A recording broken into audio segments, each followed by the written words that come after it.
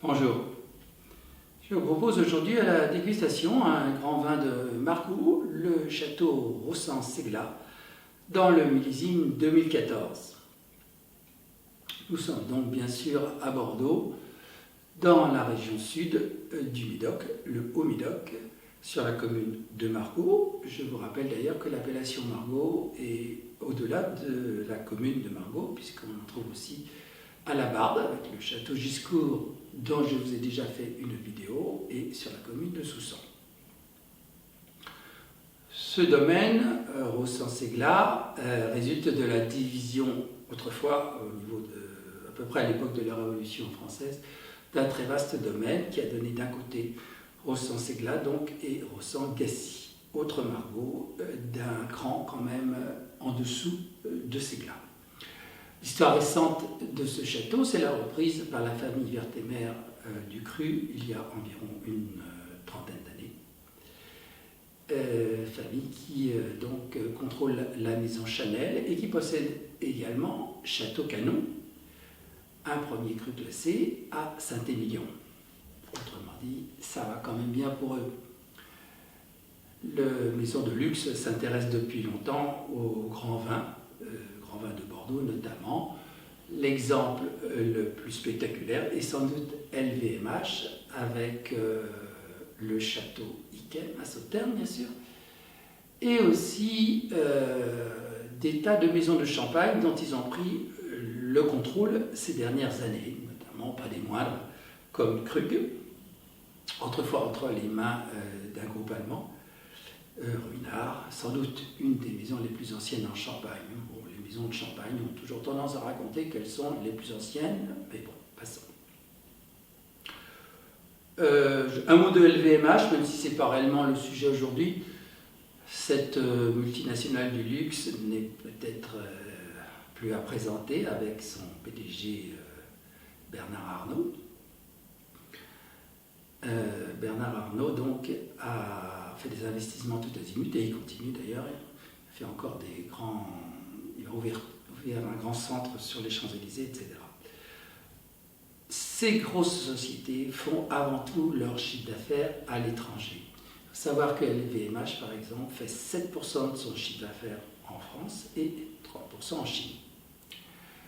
Revenons donc à Rossan-Segla, c'est un domaine d'une 60 à 70 hectares, ce qui est tout à fait dans la moyenne en Médoc, avec des tas de parcelles qui se déclinent suivant bien sûr les sols, avec des argilo-calcaires, des graves fines et des graves profondes. En gros, les graves fines et profondes sont donnent plutôt des bons résultats avec les cabernets et argilo-calcaires sur les merlots, mais il s'agit de très grands terroirs et maintenant, avec les méthodes modernes, on arrive à affiner réellement, parcelle par parcelle, les meilleures adéquations avec les cépages et parfois les règles ont des exceptions.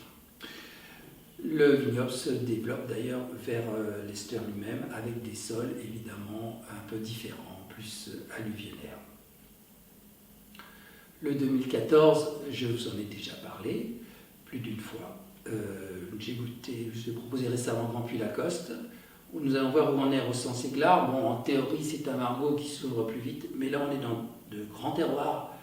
Et comme je vous l'ai déjà dit, à ce niveau-là, le terroir souvent l'emporte sur l'appellation en termes d'évolution au fil des années. Rossan-Segla se vend plus cher que Giscourt, mais bien moins cher que Château Palmer, qui lui-même talonne plutôt Château Margaux, même si le Château Margaux, bien sûr, est encore bien plus cher. Le millésime 2014, donc, millésime tardif avec un très bel automne. Au niveau de l'encépagement, on est sur une dominante de Cabernet Sauvignon, 60 à 70%, voire parfois un peu plus suivant les millésimes, le reste en Merlot, et un petit peu de Petit Verdot et du Cabernet Franc. Donc il y a les 4 cépages de référence dans la région qui sont présents. Nous allons donc goûter ce Rossan-Segla pour voir un petit peu où il en est.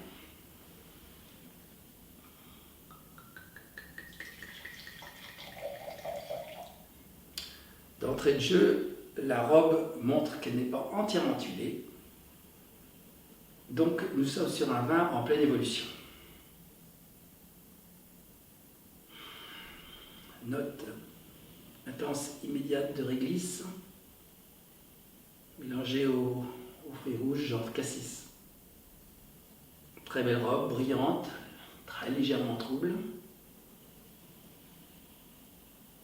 Les arômes sont très précis, très purs. Ça aussi, ça signe un grand terroir. Dans un vin un peu plus rustique, on va dire oh, ça fait penser au cassis, ça fait penser à la framboise. Tandis que dans les grands vins, c'est vraiment des arômes, ça flash tout de suite, quoi.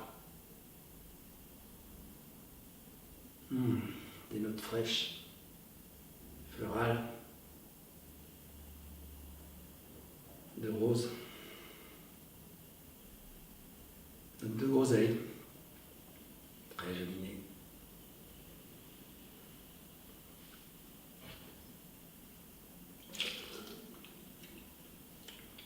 Très grande finesse tannique. Ça aussi, l'appellation y est un peu pour quelque chose. La finale est tout en douceur, alors que par exemple le Grand Puy Lacoste, lui, pour le moment en tout cas, a des tanins beaucoup plus rustiques. Là, vraiment, il y a une finesse de fin de bouche qui est absolument remarquable. C'est un très beau Margaux, plus structuré que Château Giscourt. C'est un très bon compromis entre la finesse et la puissance. Il a 13,5 d'alcool, ce qui est dans les normes aujourd'hui à Bordeaux. Voilà, à bientôt.